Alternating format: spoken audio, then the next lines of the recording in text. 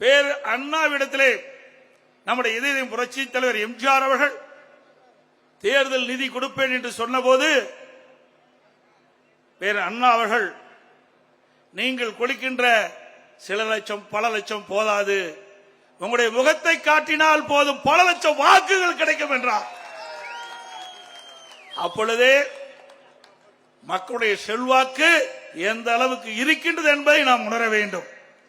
அவருடைய மறைவுக்கு பிறகு நம்முடைய இயக்கம் இரண்டாக பிளந்தது. ஒரு பக்கம் சேவல், ஒரு பக்கம் புறா. பிரிந்த இயக்கத்தை ஒன்றாக சேர்த்திய பெருமை நம்முடைய இதயம் புரட்சி தலைவர் அம்மாவை சாரும். இந்தியாவில் எத்தனையோ இயக்கம் இருந்தது.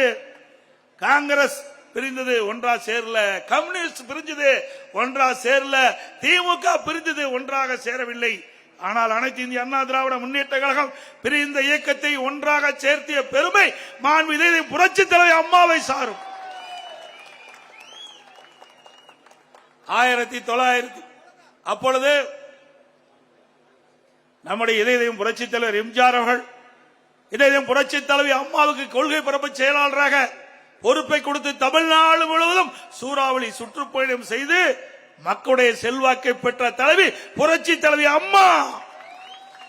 புரட்சி தலைவர் எம்ஜிஆர் அவர்கள் இருக்கின்ற பொழுது அனைத்து இந்திய அண்ணா திராவிட முன்னேற்ற கழகத்தை நிர்வகிக்கக்கூடிய திறமை அம்மாவிடத்தில் இருப்பதாக கண்டு அந்த கொள்கை பரப்பு செயலாளரை கொடுத்து இன்றைக்கு தனக்கு பின்னாலே இந்த இயக்கத்தை கட்டி காக்கக்கூடிய பொறுப்பை அம்மாவிடத்திலே அன்றைய தினமே புரட்சி தலைவர் எம்ஜிஆர் அம்மாவை கண்டுபிடித்து ஒப்படைத்தார்கள்.